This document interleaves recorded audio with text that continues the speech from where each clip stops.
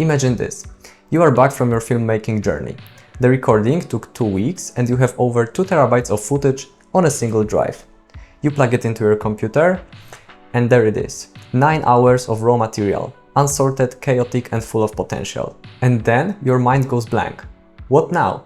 So let's start making the project. Or first, let's make a backup of all this footage. You don't want to have it on one drive. If anything goes wrong, it's lost. That's the last thing you want to deal with. Then I made a new project, making sure that my timeline settings in DaVinci are set correctly. You have to make sure that the resolution and frame rate match those from the camera.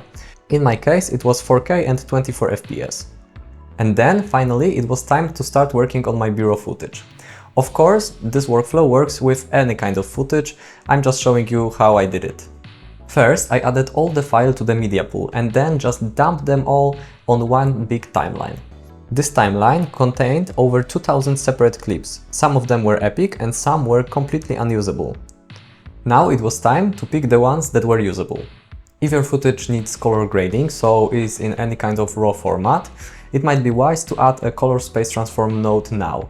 But if you're working with the footage that has colors already built in, you can skip this step. To add the CST node, you have to change the project settings first. In the project settings, I choose Color Management and set the timeline color space to DaVinci White Gamut Intermediate. And also set the output color space to Rec 709 Gamma 2.4. This specifies the color space that I will work in and also specifies the output color space of the video. If you would like to make the video for 10-bit screens, you can choose P3 DCI. The output depends on your needs, but for social media, my output settings should be fine. The next step is to go to Camera Raw and choose RAW profile corresponding to your camera. If you are using a Blackmagic camera, you can copy my steps. I set decode using project and down below I changed the color space to DaVinci White Gamut and Gamma to DaVinci Intermediate. Remember to click Save. This whole operation will allow you to work on the bigger color space, making the color grading more precise. If you have a different camera, you can choose the color space that gives you the biggest range of colors. Okay, so now we can finally go to the color grading section and add the CST node. You have to click Effects and search for the color space transform. Then you just apply it to your node. All that's left to do is set input color space to DaVinci White Gamut, input Gamma to DaVinci Intermediate, and to set the output to Rec 709 and Gamma 2.4. Those of course depend on your camera and output needs. The rest of the settings are up to you, I use the ones that you see on the screen. And now we have a scene that is sort of translated from a white color space to the output 8-bit Rec 709. I think that it's good to do it because it will help you in selecting the usable scenes, because it gives at least some basic color to the footage. You can now select all clips using Ctrl-A and click with the right mouse button on the scene with CST node, and then click Apply Grade. Perfect, now you can choose the scenes that are worth keeping and throw away those that are unusable.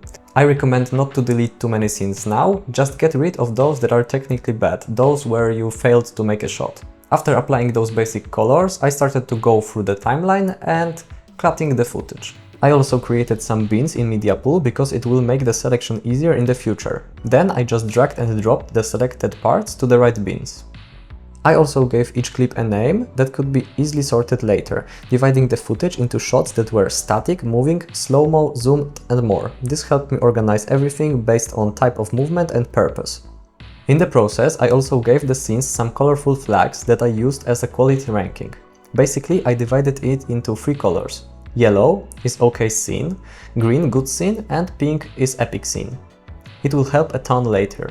When it was done, I colored the clips in different categories. For example, the scenes with animals were green. All those small things will make your future much easier, especially when your project is big. Then I made the second timeline, now only with those selected clips, and I went from 2000 to around 700 clips. And now it was time for the real color grading, the moment that I was most excited about, but also the moment that took the longest of all the post-production. I recommend to make the color grading now, so that later you can make the final choices of the scenes, looking at their full potential. I will be making a separate video about color grading and I'll link it in the description, but let's go through it really quick.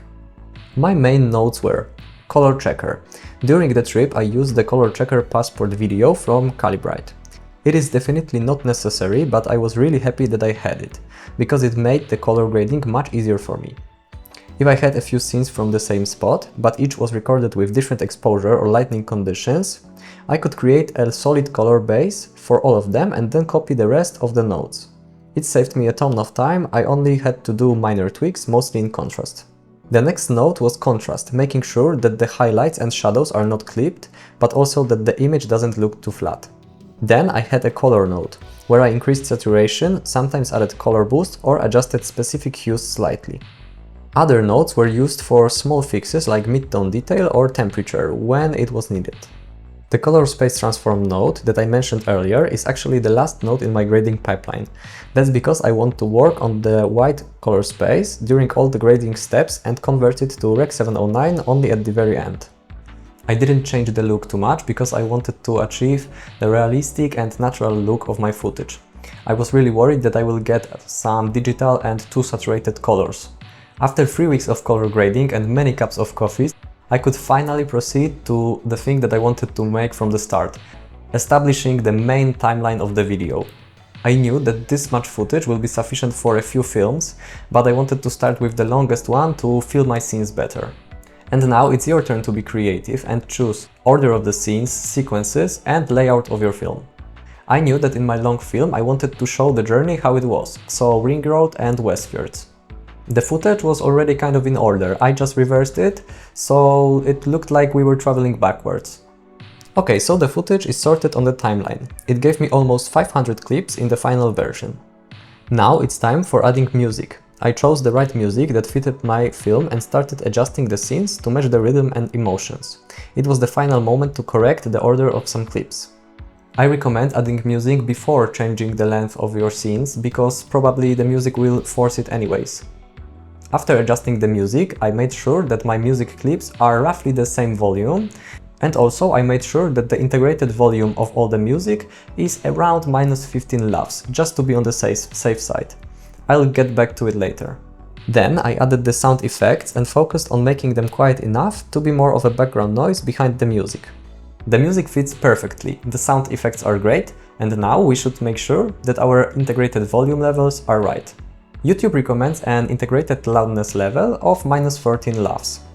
If your video is quieter, it will be performing worse than other videos on YouTube. It will be just quieter. But if your video is too loud, YouTube will automatically compress it to -14, so your sound can be a little bit distorted, a little bit muffled. Ideally, you want to be as close to -14 as possible. In the Fairlight tab, you can choose loudness scale. I recommend changing it to YouTube so that you can monitor it easier. I also recommend adding limiter effect to bus 1, the final track. I set the input to soft, the level to -1 dB, and in the limit I set the ceiling to -1.1. It is very important because it will make sure that you are not distorting your audio and that your gain will not exceed -1 decibel. To check your integrated loudness, you can turn on loudness history on bus 1 track. Then in the control room, press reset and start. Now you should play your whole film from the beginning to the end and make sure that you are somewhat close to the -14 LUFS. If not, you can adjust the volume of the whole video by using sliders in the mixer. We are getting to the end of the process. Now it's time for fine-tuning if needed. I added a grid using adjustment clip to help me in stabilizing and leveling some scenes to the horizon. I went through the whole timeline and stabilized the clips that needed it. I used all stabilization methods, depending on the scene. Just test each method and choose the one that gives the best effect. Later, I disabled the grid to not let it render. I also added the black bars because my footage was recorded in 4K DCI and the output was in the standard 16:9 ratio. It covered the parts where I cropped or rotated my footage. Last step was adding some text to the film, like the title and the ending screen. Okay, so the film is ready, and you can't wait to upload it to YouTube. But there is a last crucial step that you have to go through: rendering process. First, I rendered it straight from the DaVinci Resolve using the H.265 codec. But I wasn't happy with the results because I got a lot of banding and the quality overall was not very good. That's why I decided to render the video using the DNxHR codec. I set it so that I could achieve the best quality possible and ended up with a huge 400 GB file, but it was in the source quality and is a great backup file that I could use in different projects without the need of keeping the raw files. So basically using this codec gave me 5 times smaller file that could replace those 2 terabytes of raw footage. The only problem with this is that I still can't upload it to YouTube.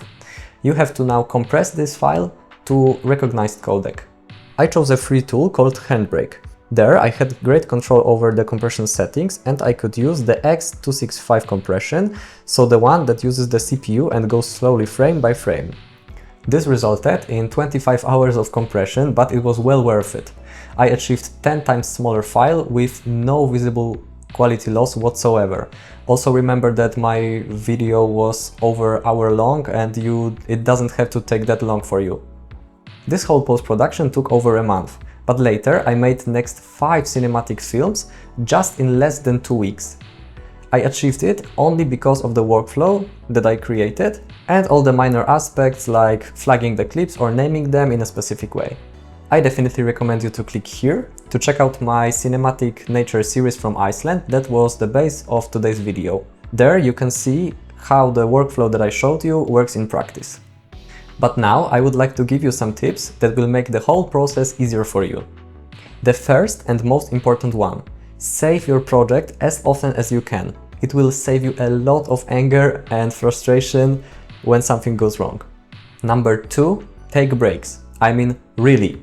I know that it can be easy to work for 10, 12, 16 hours on the video. I did it for like a month, but when you are tired and you're working on the creative side, so you're doing color grading, you are adjusting your scenes, your sequences, it will really affect the video. The more tired you are, the less creative you are, and it shows.